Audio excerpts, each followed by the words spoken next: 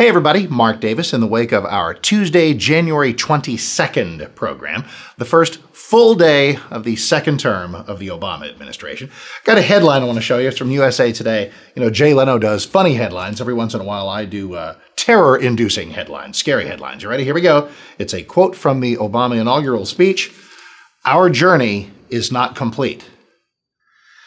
Yikes, that's what I was afraid of. And in fact, to get very serious with you here, quite frankly, it's a little bit of a favor that the president has done for us. I was listening to some of the conservative commentary class weighing in after the Obama inauguration speech, and they said, oh my, that was very partisan. It was very political. It was more of an agenda-laden State of the Union speech than a kumbaya, come one, come all, unifying inauguration speech.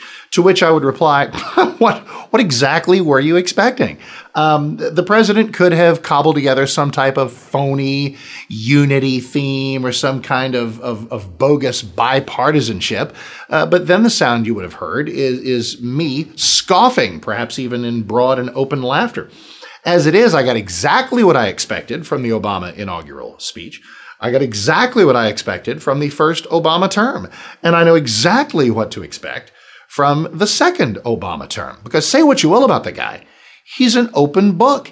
He does us the favor of telling us what he's going to do. He said he would favor a leftist social agenda, and he did. He said he would show favoritism to green technologies to the exclusion of, or certainly to the detriment of oil exploration, and he did. He said that he would do all kinds of things to bring further government activism into our lives, and he has done so.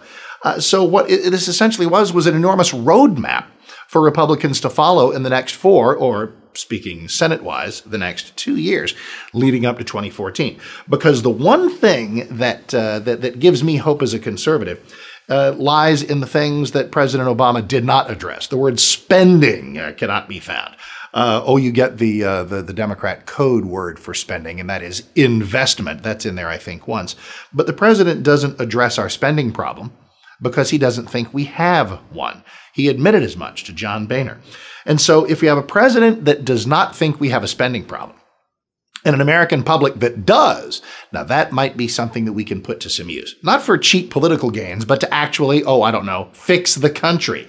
That is the great irony of the 2012 election, and it made it even harder to watch the inauguration day. I mean, every inauguration day is a celebration of the way in which America does transfers of or perpetuation of power. We tend not to do it with bloody revolutions, and I remain thankful of that. I celebrate the fact that we do it by electoral choice, even when sometimes our choices are curious.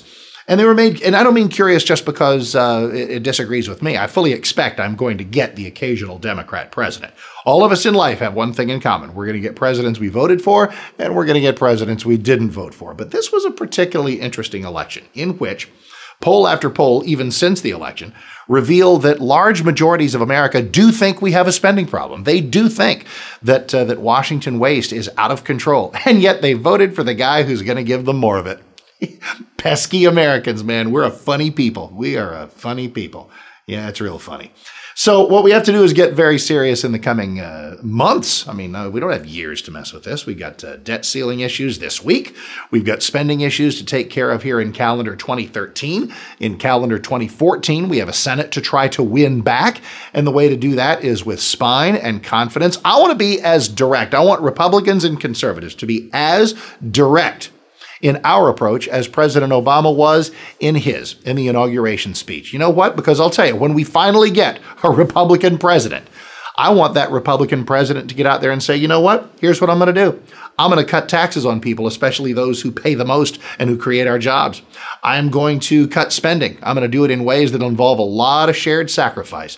I'm going to try to keep a clean planet, but I'm not going to do it in ways that kill jobs, and I'm not going to just throw money willy-nilly at untested green technologies. I'm going to fight for the unborn and the traditional definition of marriage. I'm going to do these things. I want that Republican president to say.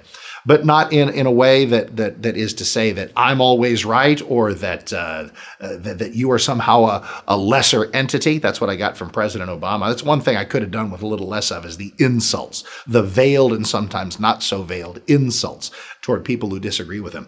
I want an upbeat, unapologetic conservative to be president. We're working on that. In the meantime, we have many, many battles, and the president, I think, I will not gripe him for a partisan inauguration speech. I would have expected nothing less. And so he's going to bring some directness and some energy to his agenda from the left. Let us in conservative land bring the same kind of directness and energy from the right and tee it up and see where we go. Thanks very much for listening to The Mark Davis Show, 7 to 10 Central Time, right here on 660 AM The Answer. And thanks for checking these things out that we do from time to time at 660amtheanswer.com.